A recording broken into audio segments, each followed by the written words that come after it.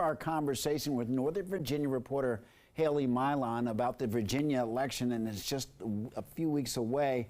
And Hayley, in Virginia, obviously there's a lot going on. There's one race at the state level, I think it's District 31, that's really generated a lot of interest. Why? Yeah, Mark, of all of the Senate races, all of the races for the State House happening this November in Virginia, District 31 has the attention of the most people, both within the state and out of the state, Mark, because this is such a high-profile district, a very wealthy district encompassing most of Loudoun County. You have GOP candidate, political newcomer Juan Pablo Segura facing off against Democratic candidate Russet Perry. She's a former law enforcement officer, a former CIA I want to say clandestine services.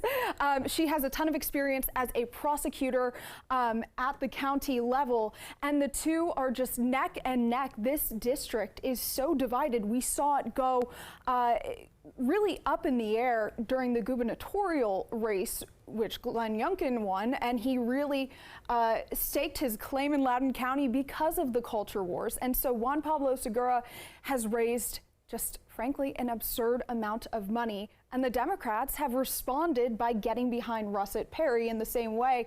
This has been a record-breaking campaign in the form of campaign financing. They have just raised so much money. The ads, it's gotten a little bloody, Mark, but this could have huge implications for which way the State House goes in Virginia. So obviously, Hayley, it's a big race. And of course, when we continue to talk about Virginia, it's different from many states in that these elections for the State House have a direct impact on our communities in Northern Virginia. So how does that play out?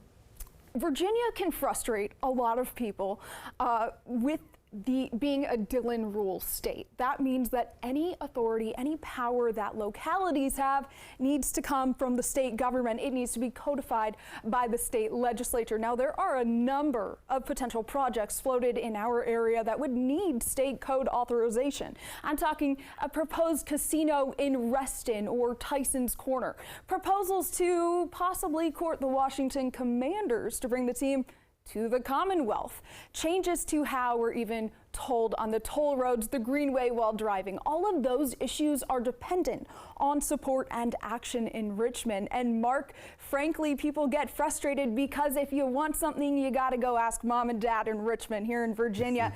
And because it's a part-time legislature, you got to wait until they're in session, which is what, 60 days out of the year?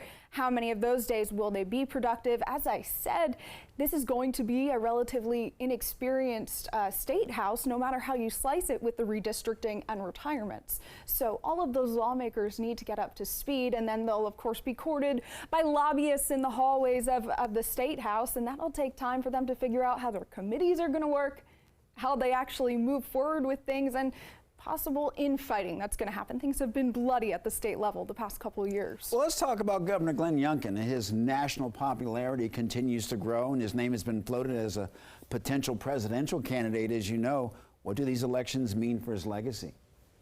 You know, it's been interesting to follow his trajectory. When he first emerged as a political newcomer, he was seen as kind of a Trump surrogate. He said Donald Trump represents so much of why I'm running for governor.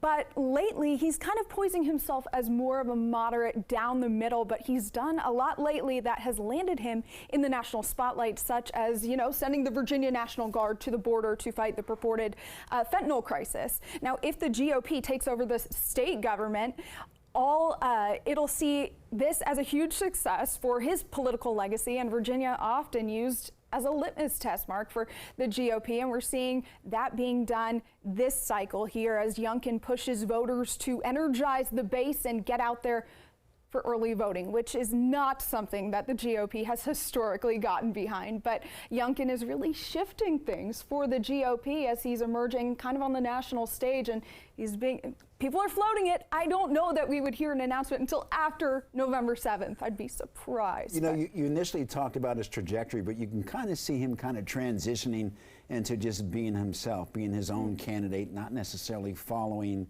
the MAGA Republicans or you know, the moderate Republicans. He just seems to be his own candidate, and you wonder if that's going to play well moving forward. It'll be interesting. I think big implications from this election. Time will only tell, right, Haley? We got about how many days? Enough. I can't count. Oh, but we're going to be busy 2 weeks from now.